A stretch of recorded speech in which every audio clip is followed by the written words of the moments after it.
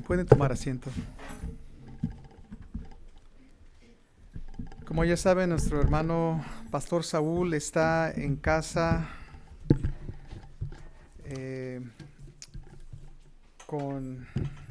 atendiendo, ¿verdad?, a nuestra hermana Amparo. Pues seguimos en oración por ellos, por la recuperación y sanidad completa de nuestra hermana, y también por nuestro hermano Saúl, que a través de todo esto, que él encuentre descanso en el Señor, sabiendo que Dios está en control de todo. Y así, hermanos, pues seguimos adelante. Esta mañana voy a regresar al libro de Filipenses en capítulo 4. La semana pasada, o la última vez que compartí, no sé por qué, pero me brinqué de verso 10 en adelante, pero en realidad no me di cuenta que no cubrí versos 2 al 9. Y como ustedes ya saben, aquí acostumbramos a cubrir libro por libro, capítulo por capítulo, verso por verso. Así es que voy a regresar al principio de capítulo 4 de Filipenses y voy a esta mañana cubrir de versos 2 al 7. Filipenses, versos 2 al 7. Y voy a abrir en oración antes de comenzar. Padre Santo, te doy gracias, Señor. Primero que todo, mi Dios, porque tú eres bueno, Señor. Tu amor, Señor, tu bondad sobre nosotros, Señor, nos persigue, Señor, diario. Y gracias, mi Dios, porque eres bueno, mi Dios. Gracias, mi Dios, porque no solo eres bueno, eres amor, también, mi Dios, eres justo, Padre. Y te damos gracias, Señor, por todo, Señor, lo que tú eres y quién eres, mi Dios. Gracias te damos también, mi Dios, por este privilegio de poder reunirnos, Señor, esta mañana para escuchar tu palabra. Mi Dios, te ruego, mi Dios, que tu presencia, Señor, sea derramada esta mañana sobre este lugar, que toque todo corazón, Señor. Ayúdame, mi Dios, a compartir tu palabra con claridad, Señor, con autoridad, sabiendo que no soy yo, sino que eres tú, mi Dios. Gracias te doy, mi Dios, porque primero que todo tu palabra, Señor, ha tocado mi corazón. Y te ruego, mi Dios, que hagas lo mismo, Señor, en el corazón de cada uno que está esta mañana escuchando tu palabra. Te pido todo eso, Señor, en el nombre de Cristo Jesús, Señor. Amén. Pues a final de capítulo 3, vemos una imagen maravillosa de nuestra ciudadanía celestial. Ahí en verso 20 que dice: mas nuestra ciudadanía está en los cielos, de donde también esperamos al Salvador, el Señor Jesucristo. Todo creyente tiene esta maravillosa esperanza, como si allí está nuestra verdadera identidad. Estamos en esta tierra pasando como extranjeros, peregrinos o residentes temporales, se da como turistas. Cuando alguien visita un país extranjero, al estar ahí, se comprende y se respetan las costumbres y las ideas de ese país, pero su corazón pertenece a su tierra natal. Y para nosotros como creyentes, esa tierra natal es el cielo, porque ahí pertenece nuestra ciudadanía. Y en versículo 21 de capítulo 3, Pablo menciona esa gloriosa transformación que tendrá lugar en la vida de todo creyente para llevarnos a la presencia del Señor. Dice verso 21, el cual transformará el cuerpo de la humillación nuestra para que sea semejante al cuerpo de la gloria suya, por el poder con el cual puede también sujetar a sí mismo todas las cosas. Cristo no solo es el Salvador de nuestro alma, sino también el Salvador de nuestro cuerpo, como Pablo lo dice. Todo creyente tiene la seguridad del perdón del pecado gracias a la muerte de Jesús. Igualmente tenemos la seguridad de nuestra futura resurrección y glorificación de nuestros cuerpos gracias a la resurrección de Jesucristo.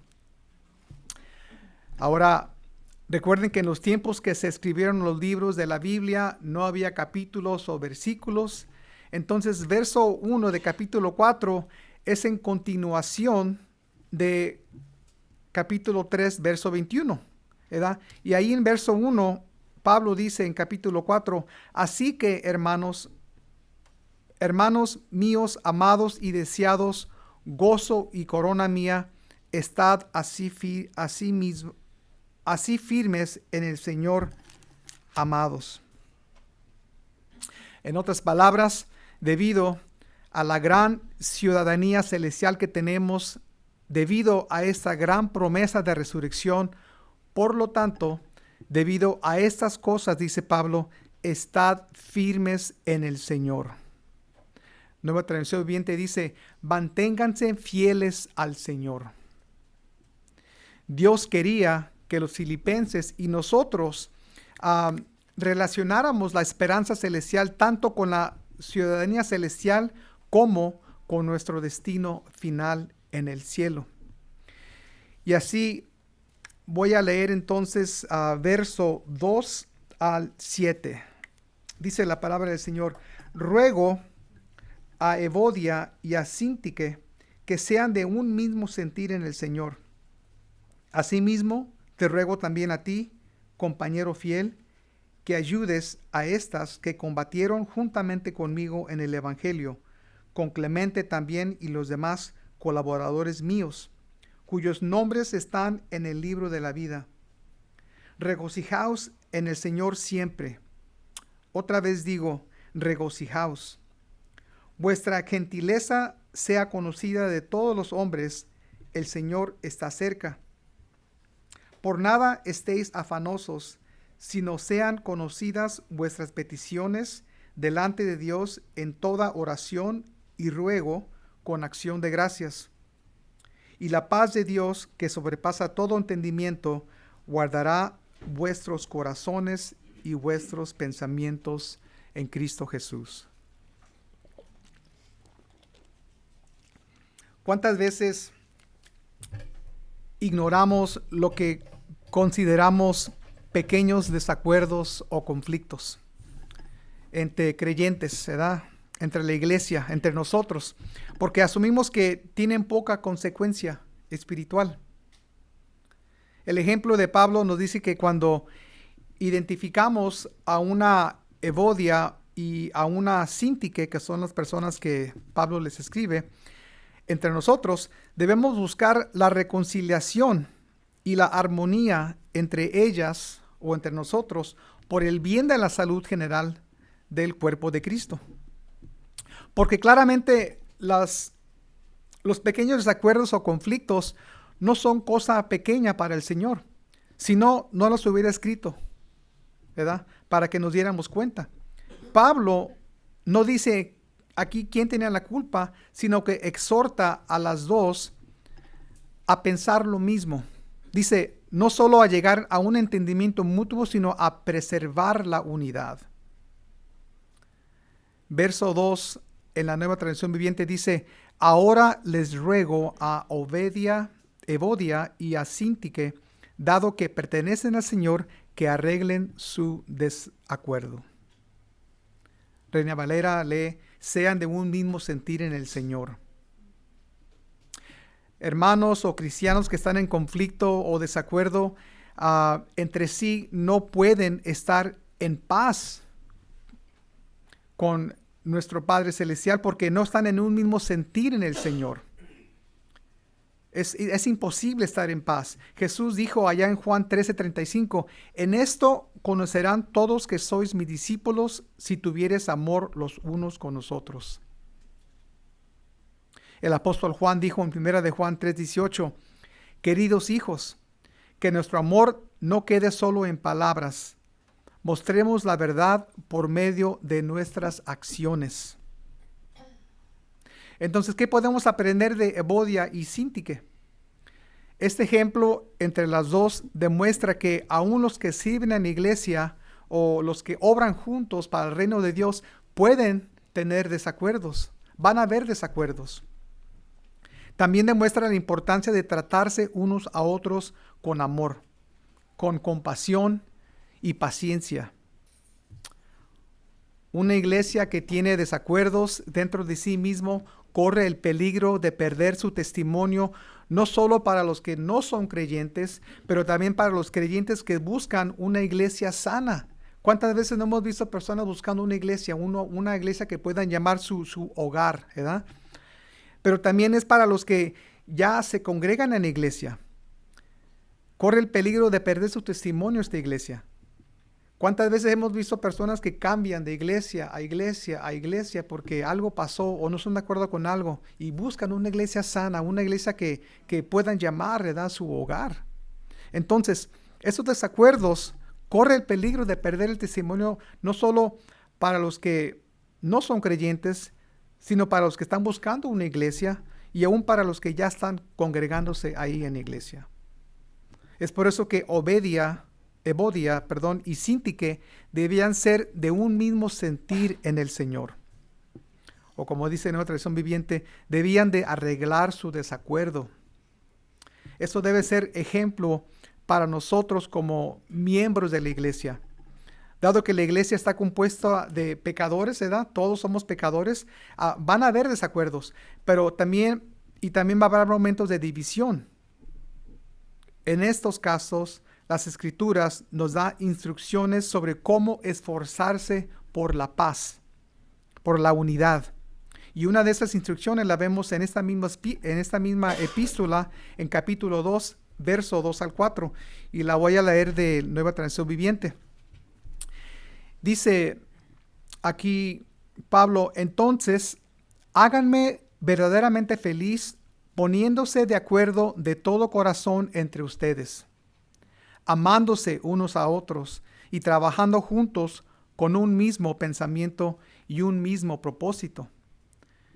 Verso 3, no sean egoístas, no traten de impresionar a nadie, sean humildes, es decir, considerando a los demás como mejores que ustedes. No se ocupen solo de sus propios intereses, sino también procuren interesarse en los demás. La palabra de Dios, hermanos, como ya saben, nunca permite chismes, nunca permite discusiones y mucho menos peleas, ¿verdad?, por asuntos personales en la iglesia. En cambio, como discípulos de Jesús, debemos animarnos unos a otros mientras nos preparamos para el regreso de Jesucristo. Porque claramente, hermano, estamos viendo todo lo que está sucediendo alrededor del mundo, vemos las señas y sabemos que Dios está preparando todo. Hebreos 10:25 dice: y no dejemos de congregarnos como lo hacen algunos, sino animémonos unos a otros, sobre todo ahora que el día de su regreso se acerca. Así que, hermanos, no desperdiciemos el tiempo en desacuerdos, ya sea desacuerdo en el trabajo, desacuerdo en la casa y mucho menos en la iglesia. Más bien, preparémonos para la venida de nuestro Señor. Porque Jesús va a regresar cuando uno menos lo espere. Como dice la palabra, va a regresar como un ladrón en la noche. Ahora, no se sabe quién es la persona mencionada ahí en verso 3, pero quien haya sido, Pablo le llama compañero fiel. Y en el idioma original que se escribió esta epístola, que es en el griego, la palabra para compañero fiel describe la relación de dos o más personas, de modo que su efecto combinado es mayor que la suma de sus efectos individuales. Lo vuelvo a repetir. La palabra compañero fiel describe la relación de dos personas o más, de modo que su efecto combinado es mayor que la suma de sus efectos individuales. Lo cual es una grande imagen para los trabajadores espirituales, para los siervos de Dios, que trabajan juntos en lugar de competir entre sí. Y por supuesto, cada creyente, en efecto, es un compañero fiel con Jesús. Amén. Y versículo 3 continúa diciendo que ayudes a estas personas que combatieron juntamente conmigo en el Evangelio, con Clemente también y los demás colaboradores míos, cuyos nombres están en el libro de la vida. Así es que le pide a este compañero fiel que les ayude, ¿verdad? Y aquí Clemente no se menciona en ningún otro lugar. Todo lo que sabemos de él es que junto con aquellas mujeres trabajó junto con el apóstol ahí en la ciudad de Filipos, compartiendo el evangelio y edificando la iglesia. También vemos que Pablo incluye a los demás colaboradores cuyos nombres están en el libro de la vida. Y hay 8 referencias en el Nuevo Testamento al libro de la vida. Y 2 de ellas se refieren específicamente al libro de la vida que pertenece al Cordero, ¿verdad? Jesucristo. Aquellos cuyos nombres están escritos en el libro de la vida son aquellos que pertenecen a Dios, aquellos que han sido redimidos, lavados por la sangre del Cordero, cuyos nombres nunca serán borrados. Apocalipsis capítulo 3, verso 5 dice: todos los que salgan vencedores serán vestidos de blanco. Nunca borraré sus nombres del libro de la vida, sino que anunciaré delante de mi Padre y de sus ángeles que ellos me pertenecen. Qué glorioso. Los que salgan vencedores, dice aquí, nunca borraré sus nombres del libro de la vida. Un vencedor es aquel que vence las tentaciones, las pruebas y los males de este mundo. En otras palabras, es el fiel creyente que ha sido redimido por Jesús, por la sangre del Cordero. Y es todo lo que se necesita, hermano, es ser un fiel creyente. Poner su fe en Jesucristo y lo que Él hizo por nosotros. Y de encargarle a Él todo lo demás. Y ser fiel creyente, hermanos, se necesita también creer que Dios, lo que Dios comenzó en nuestras vidas, Él lo va a terminar. Y seguimos simplemente de caminar en obediencia. Y para caminar en obediencia se requiere fe. Así es que el fiel creyente, ¿verdad?, que ha sido redimido por Jesús, ese es el vencedor, cuyo nombre no será borrado del libro de la vida. Así es que confíen en eso, hermanos. Muchas veces pensamos que tenemos que hacer eso o solo lo demás. Tenemos que obrar, tenemos que trabajar duro. Y todo eso tiene su lugar. Pero al fin del día lo que más importa todo es nuestra fe. Y aparte de la fe también es caminar en obediencia, creer que Dios fue el que comenzó la obra en nosotros, la va a terminar. Ahora, Pablo no menciona a sus colaboradores por nombre, pero eso, hermanos, la verdad es que no importa. Lo que más importa es que sus nombres, como dice aquí Pablo, están escritos delante de Dios en el libro de la vida. Un honor mucho mayor que ser mencionado en la lista del apóstol Pablo. ¿A quién le gustaría que yo nombrara a cada uno que sirve aquí en la iglesia? Sería bueno. Pero lo que importa más, hermano, es que su nombre esté escrito en el libro de la vida. No en la lista que yo tenga, ni en la lista que el pastor Saúl tenga, sino que su nombre esté escrito en el libro de la vida. Eso es lo que más importa. Todo lo que hagamos, hermanos, hagámoslos reconociendo de que Dios lo sabe. Todo lo demás no necesitan saber qué es lo que hacemos, qué es la cantidad de dinero que estamos donando. Nadie ocupa saberlo. Eso es entre usted y el Señor. Lo que debemos de enfocarnos, hermanos, es que nuestro nombre está escrito en el libro de la vida. Seguir, hermanos, caminando en obediencia al Señor conforme a su palabra. Es todo. Ahora, en verso 4, es un verso muy importante. Dice: regocijaos en el Señor siempre. Otra vez digo, regocijaos. Pablo usa la palabra de gozo 16 veces a través de esta epístola. Pero esta vez Pablo la enfatiza con la actitud de que el gozo debe ser siempre, constante, no pasajero, no dependiendo de nuestros sentimientos. Filipenses 4:4 es en realidad un mandamiento repetido 2 veces, ¿verdad?, para enfatizarlo, para que no lo ignoremos. Es un mandato que debemos elegir obedecer intencional, y especialmente cuando nos encontramos en circunstancias difíciles. Este acto de obediencia tiene que ver con nuestra actitud, que depende de nuestro enfoque mental, que depende de nuestra decisión. Y la decisión de regocijarnos siempre debe ir intencionalmente en contra de nuestros sentimientos. Por eso es un mandato, porque ¿quién va a querer regocijarse cuando estamos pasando por dificultades?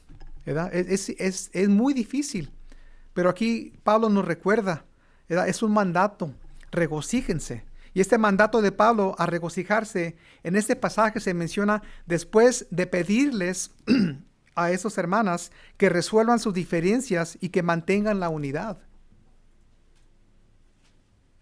Para unos, encontrar la paz y el gozo en medio de un desacuerdo es casi imposible, ¿verdad?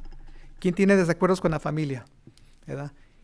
¿Y cómo se puede encontrar la paz cuando hay desacuerdo en la familia? Es casi imposible. Yo he escuchado testimonios de varios de ustedes. Yo tengo el mío. Pero una de las mejores maneras de apagar los desacuerdos, hermanos, en la iglesia o en lo personal, es reconocer las bendiciones y regocijarse en el Señor. Amén. Es lo mejor que podemos hacer, hermanos. Reconocer las bendiciones y regocijarnos en el Señor. ¿Y cómo podemos hacer esto? Es la pregunta, ¿verdad? ¿Cómo podemos regocijarnos siempre en el Señor? Primero, hermanos, asegúrense de estar en una relación correcta con Dios por medio de la fe en nuestro Señor Jesucristo. Muchos que dicen ser cristianos confían en sí mismos y no solo en Cristo, y no solo en su sangre derramada para la salvación.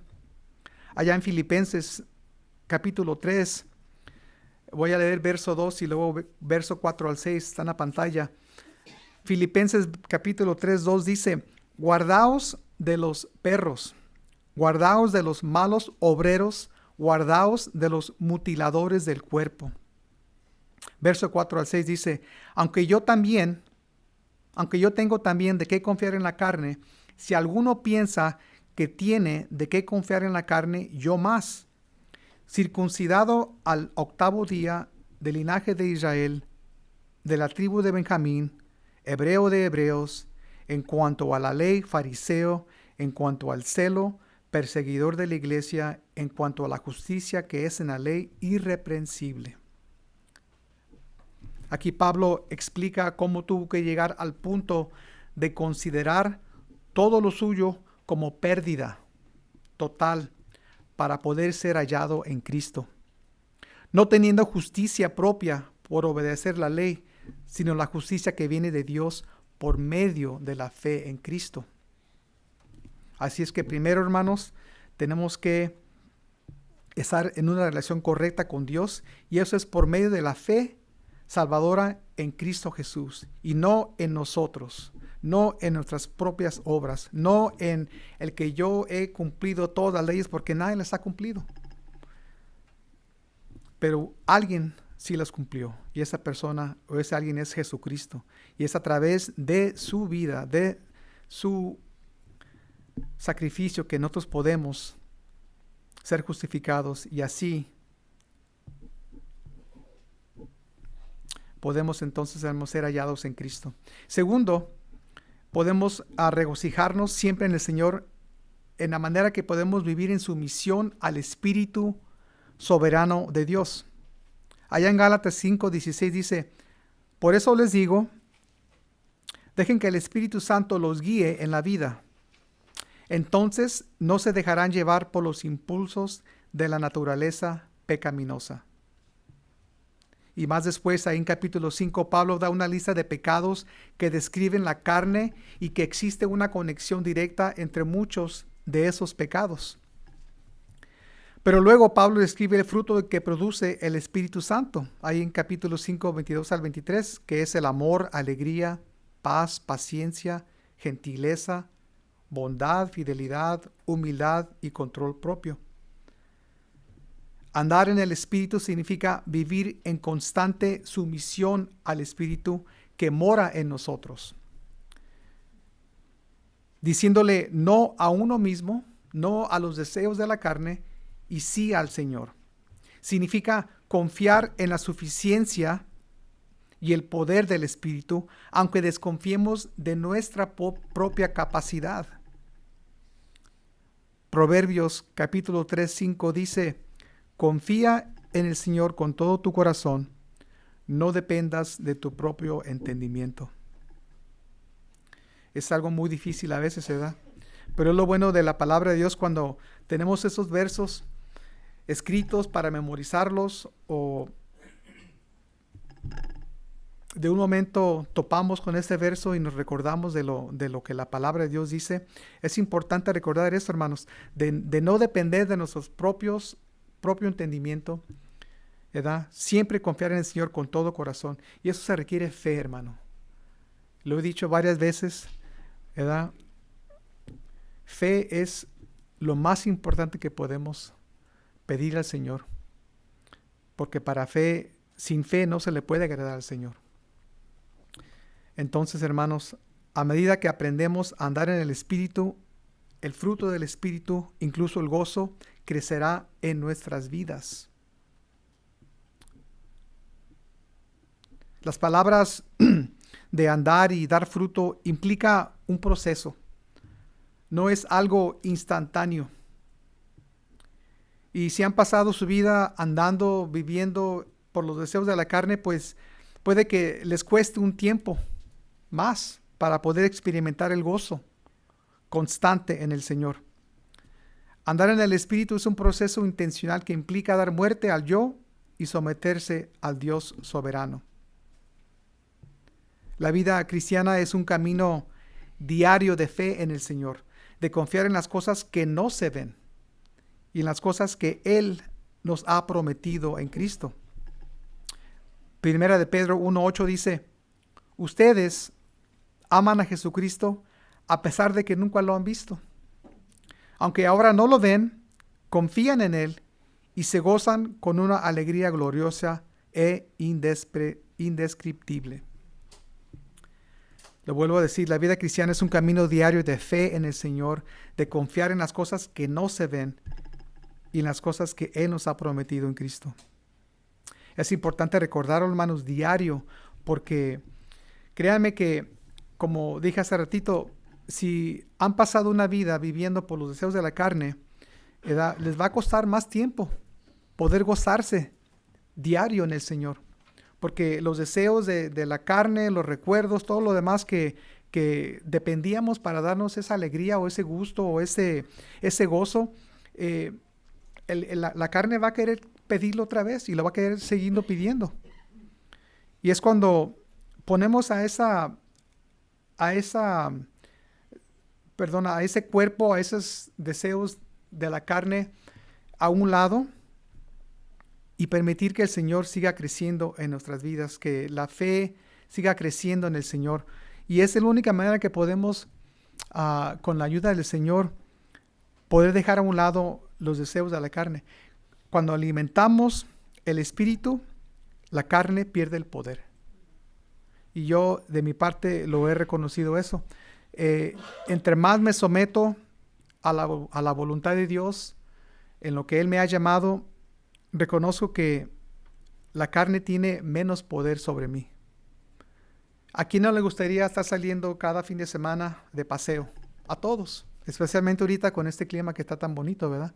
Pero a veces, hermano, Dios nos pone, nos da un llamado y tenemos que ser obedientes a ese llamado, hermanos, a pesar de lo que la carne quiere hacer. Para mí es una lucha. Ustedes que me conocen ya saben, a mí me encanta andar de paseo también, pero gracias a Dios, hermanos, y le doy gracias a Dios por esto, que Dios me ha puesto en este lugar de compartir su palabra, de dar los estudios bíblicos, de compartir el evangelio cuando lo hacemos de vez en cuando. Y todo eso le digo, hermanos, simplemente para dar testimonio de lo que Dios puede hacer en sus vidas. No por lo que yo estoy haciendo, sino simplemente, hermanos, con humildad les digo, sométanse al llamado del Señor y Él va a obrar en sus vidas. Y créanme que cuando ustedes vean eso, el gozo para con Dios va a ser constante, va a ser diario. Van a querer más de Dios, van a querer conocer más del Señor. Y eso, hermanos, nada en el mundo les puede ofrecer. Porque nada en el mundo les puede dar ese gozo, esa paz. Pero la lucha es diaria. Diaria. Hay que darle muerte, hay que decirle no a la carne, hermanos. Ahora, verso 5 de nuestro estudio dice: vuestra gentileza sea conocida de todos los hombres. El Señor está cerca. Nueva Traducción Viviente de verso 5 dice: que todo el mundo vea que son considerados en todo lo que hacen. Recuerden que el Señor vuelve pronto. No sabemos cuál fue el desacuerdo, pero esta división entre Evodia y Síntique, quizás una de ellas insistió en su manera y la otra no estaba de acuerdo. Pablo decía que por cuestión de la paz debemos estar dispuestos a mostrar gracia como Dios la mostró a nosotros. La meta es amar a la otra persona. El amor bíblico siempre busca el mayor bien del amado, es decir, que crezca como Cristo. Y el amor debe ir acompañado de discernimiento. Filipenses 1:9 dice: le pido a Dios que el amor de ustedes desborde cada vez más y que sigan creciendo en conocimiento y entendimiento.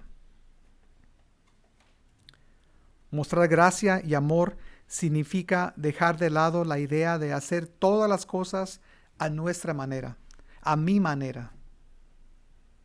Cuando mantenemos la calma, la amabilidad y el amor, es mucho más fácil calmar una discusión o un desacuerdo con una persona que es difícil, ¿verdad?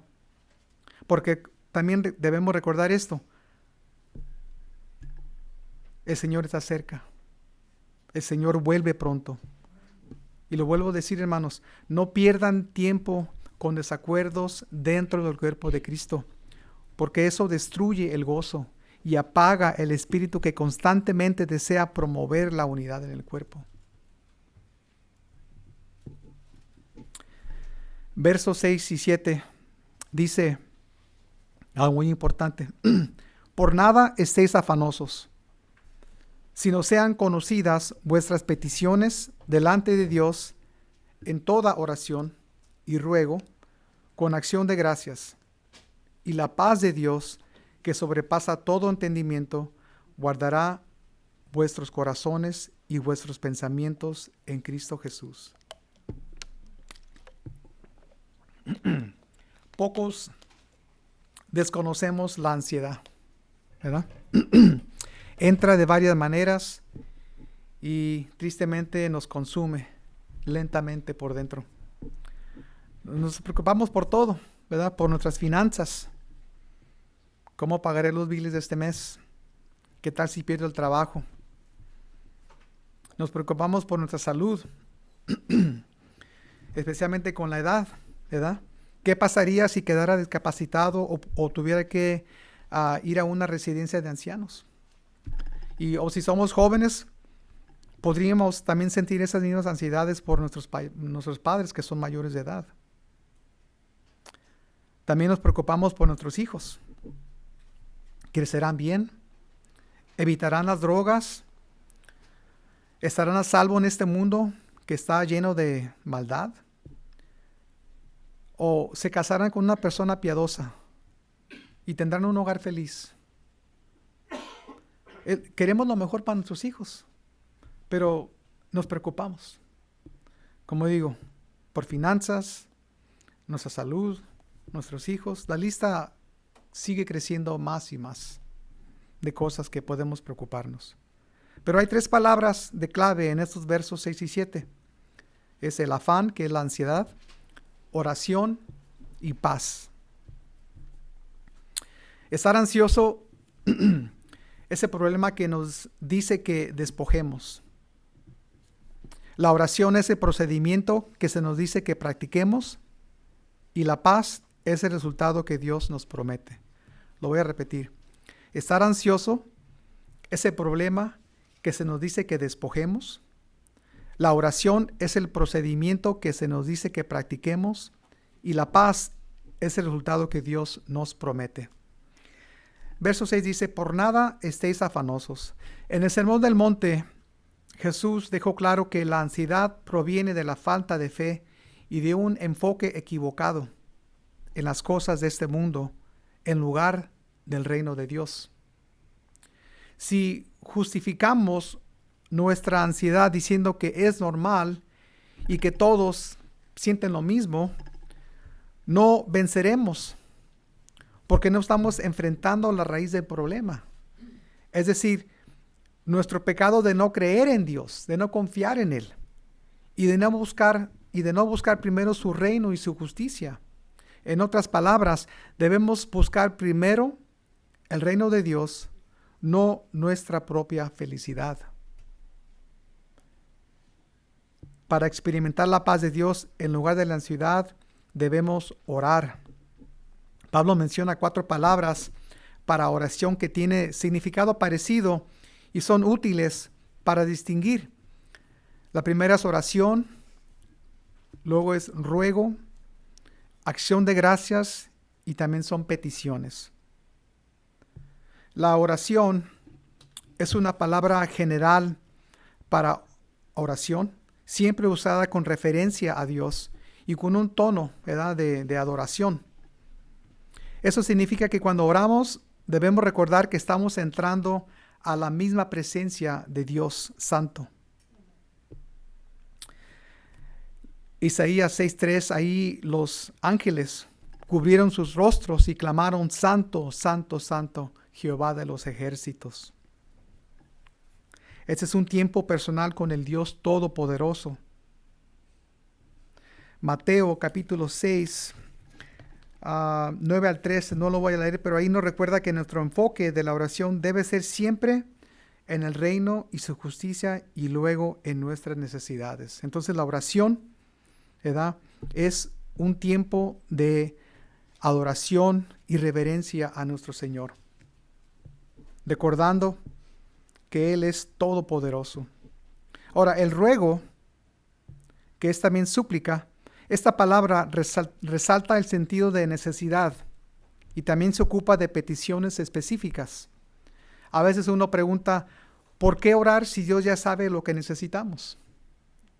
Pero nuestros ruegos y súplicas no son para que Dios cambie o para cambiar a Dios, sino que para que cambiemos nosotros. Nuestros ruegos nos muestra nuestra total necesidad de Dios y no solo de ciertos beneficios temporales. Ruegos y súplicas nos pone en dependencia de Él para que lo busquemos, para que lo amemos y lo sirvamos, acostumbrándonos en cada necesidad de acudir a Él como una ancla sagrada. En realidad, hermanos, nuestras súplicas o ruegos muchas veces nos lleva al trono de Dios diariamente. Y eso, la verdad que a mí, no es que a mí me encante eso, pero veo yo la bendición de Dios a través de nuestras súplicas y nuestros ruegos en tiempo de oración. Porque sabemos que Dios está en control, que Dios puede, porque nada es imposible para Él. Y eso, de ahí, de esas súplicas o esos ruegos, nace nuestra fe y sigue creciendo nuestra fe en Dios. Muchas veces, cuando yo en tiempo de oración le pido por algo, le digo, Señor, que se haga tu voluntad. Yo confío de que tú vas a proveer lo que yo necesito. A pesar de lo que yo estoy viendo, Señor, tú ves todo lo demás. Y cuando ponemos nuestra fe en Dios, hermanos, créanme que paramos de poner fe en nosotros mismos, en las obras que nosotros podemos hacer.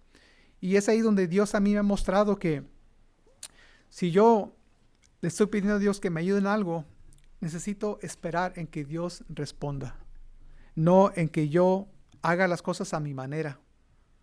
Lo puedo hacer, pero lo que Dios desea de mí es que yo confíe en Él, Y esas súplicas y ruegos que yo tengo, o necesidades que yo tengo, Dios las sabe, pero se las llevo a Dios pidiéndole que en su sabiduría y en su soberanía Él provee mis necesidades. ¿Y para qué? Todo eso es para que al fin de todo, cuando Dios responda a nuestras oraciones, Él se glorifique. Para que podamos compartir con los demás, ¿verdad?, en nuestros testimonios, diciendo, tantos tiempo yo oré, digamos, por la oración de mi hijo, ¿verdad? ¿Quién ha tenido esa oración, ese ruego, esa súplica? Y Dios de un momento a otro responde la oración. Pero durante todo ese tiempo, cada uno de ustedes y yo hemos estado, ¿verdad?, diariamente pidiéndole, diariamente rogándole, suplicándole a Dios que salve, que sane, que supla necesidades. Y cuando Dios hace ese milagro, cuando Dios responde esa oración, hermanos, toda gloria a Dios le damos. Y lo compartimos. Y es por eso, hermanos, que este ruego de súplica, hermanos, se necesita, ¿verdad?, una fe, una dependencia totalmente en Dios y no en nosotros mismos. Dependemos de Él diario, le buscamos de Él diario, y a la misma manera, hermanos, cuando Dios obra, créanme que nuestro corazón regocija, ¿verdad?, de alegría, porque Dios muestra su amor. Y cuando Dios no responde a nuestras oraciones, ¿qué debemos hacer? Ni modo de que paremos de orar. Debemos seguir orando, seguir siendo fieles, seguir creyendo en la palabra de Dios que Él va a cumplir. He oído yo de testimonios que madres oran por sus hijos, las mamás se van a la presencia de Dios y después de eso el hijo llega a ser salvo. La madre no vio el milagro de Dios, pero Dios obró después. Así es que, hermanos, nunca hay que perder fe en Dios. Nunca, nunca, nunca. Puede que Dios responda a la oración después que nos lleve a su presencia. Hay que creer en eso, hermanos. Ahora, la otra forma de oración es acción de gracias. Cuando nos encontremos en una situación que cause ansiedad, en esos momentos el agradecimiento no es automático, ¿verdad? Al contrario, tenemos que expresar nuestro agradecimiento con intención, por fe. Dar gracias en tiempos de pruebas refleja tres cosas. Recordamos la provisión de Dios en el pasado. Recordamos la provisión de Dios en el pasado, y también prueba esta otra cosa, que es sumisión a la soberanía de Dios en el presente, y también es confianza en la suficiencia de Dios para el futuro. Lo voy a repetir esto porque me confundí aquí un poquito. Dar gracias en tiempos de prueba refleja tres cosas. La primera es que recordamos la provisión de Dios en el pasado. La segunda cosa que refleja es sumisión a la soberanía de Dios en el presente. Y la tercera es confianza en la suficiencia de Dios para el futuro. Cuando recordamos su fidelidad hasta este momento, nos damos cuenta de que sus misericordias es lo que nos ha sostenido. Él ha estado con nosotros en cada prueba. Nunca abandona ni desampara a sus hijos, y menos si enfrentamos dificultades, persecución o en ciertos casos la muerte, ¿verdad?, por el Evangelio.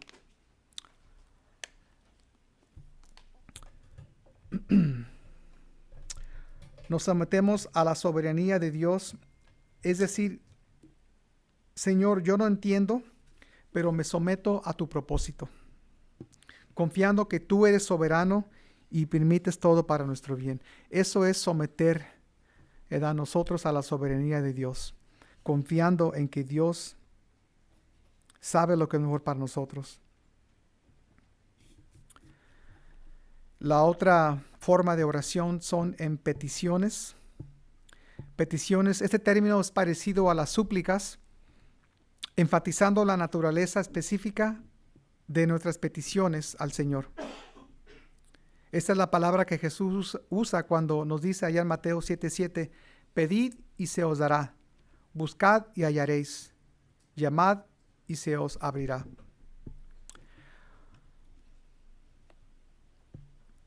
Jesús continúa ilustrando este punto diciendo que si un niño le pide pan a su padre, éste no le dará una piedra. Si le pide un pescado para comer, no le dará una serpiente.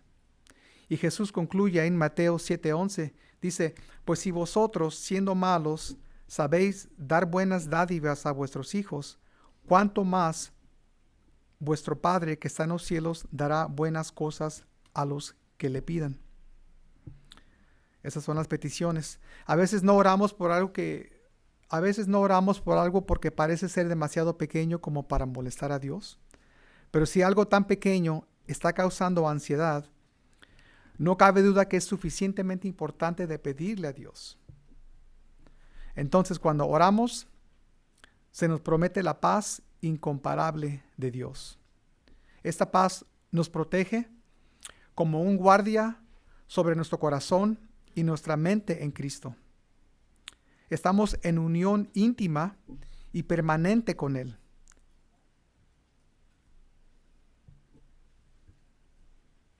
Así que lo que Dios promete no es solo una solución rápida para superar la dificultad o la prueba. Pablo habla de una relación continua, profunda, íntima con el Dios de paz, donde buscamos agradarle con todo nuestro corazón, pensamiento, palabra y acción.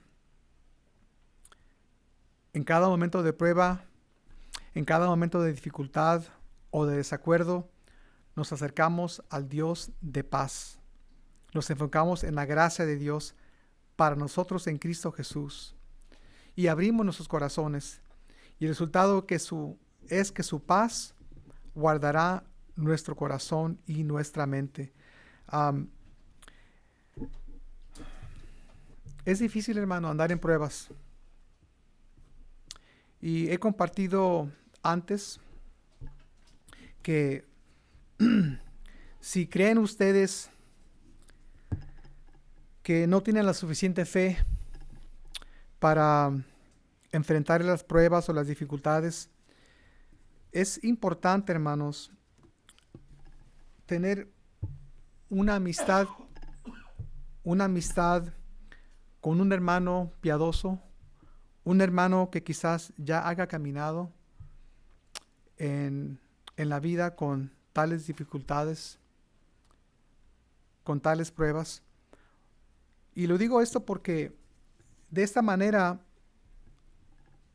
podemos compartir nuestras dificultades con alguien que entiende lo que está pasando en nuestras vidas, porque Él ya las pasó.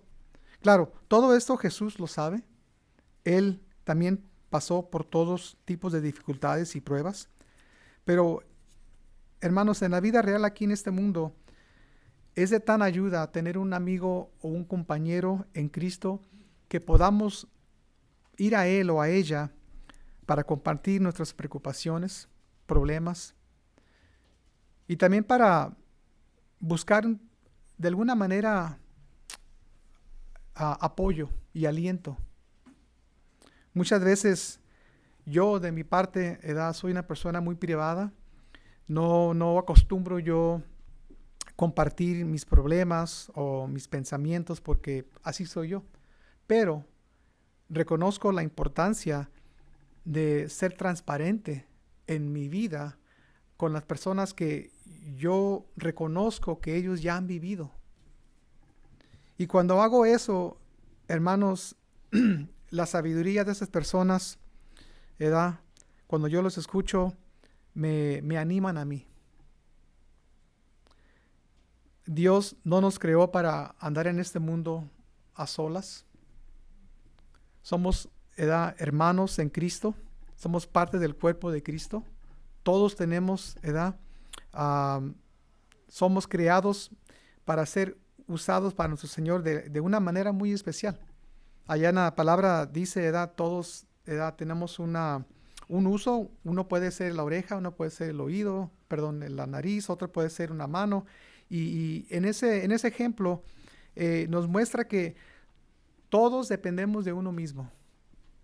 Todos dependemos de uno, de cada uno de nosotros. Y lo digo porque, hermanos, es difícil andar en este camino como cristiano. a solas. Tenemos la palabra de Dios, tenemos la oración, tenemos los domingos, tenemos varios otros días que nos congregamos para como tiempo de compañerismo, pero aparte de todo eso, hermanos, es importante también tener una amistad con alguien que esté en la palabra, que esté en oración, una persona fiel en Cristo, para que nuestra relación con el Señor, de alguna manera, hermanos, pueda seguir creciendo, ¿verdad? Porque, como les digo, solos no podemos. Y lo decimos detrás de este púlpito cada domingo, ¿verdad? Que leamos la palabra de Dios, oremos, seamos obedientes, sigamos caminando en fe. Todo eso es muy importante, pero en la vida personal también, hermanos, es importante en una amistad. Compartir nuestras dificultades con otras personas, porque créanme, hermanos, que aparentamos a veces, ¿verdad?, que todo está bien, pero en realidad no todo está bien, ¿verdad? Todos estamos pasando por algo. Dios lo sabe, pero cuando compartimos esto con la iglesia, con nuestros hermanos, somos transparentes, de alguna manera eso suelta la carga. Podemos desahogarnos, por decir. Pero es hermoso cuando la persona que nos escucha al otro lado comparte versos bíblicos para animarnos, para seguir adelante. Y hermanos, en conclusión, ya para terminar, verso 3 de este capítulo habla del libro de la vida, cuyo el nombre de todo creyente estará escrito. Y en verso 5 nos recuerda que Cristo viene pronto. Ese día, en el juicio final, también se revelará el destino de aquellos cuyos nombres no están escritos en el libro de la Biblia. El libro de la vida, perdón. Apocalipsis 20, verso 15 dice: y todo el que no tenía su nombre registrado en el nombre de la vida fue lanzado al lago de fuego. Y ese lago de fuego es un lugar de sufrimiento, un lugar de miseria sin fin, por eternidad. Hermanos, para los que no saben si su nombre está escrito en el libro de la vida del Cordero, ahorita voy a ofrecer una invitación para que entregues tu vida a Jesús. Juan 3:36 dice: los que creen en el Hijo de Dios tienen vida eterna. Los que no obedecen al Hijo nunca tendrán vida eterna, sino que permanecen bajo la ira del juicio de Dios. Apocalipsis 21:27 dice: no se permitirá la entrada a ninguna cosa mala, ni tampoco a nadie que practique la idolatría y el engaño. Solo podrán entrar los que tengan su nombre escrito en el libro de la vida del Cordero. Así es que, si estás tú aquí, no has entregado tu vida a Jesús como Señor y Salvador, hoy es el día de salvación. La decisión es tuya. La de Romanos, la Biblia nos promete que si confesares con tu boca que Jesús es el Señor y creyeres en tu corazón que Dios le levantó de los muertos, dice aquí la palabra de Dios, serás salvo. Porque con el corazón se cree para justicia, pero con la boca se confiesa para salvación.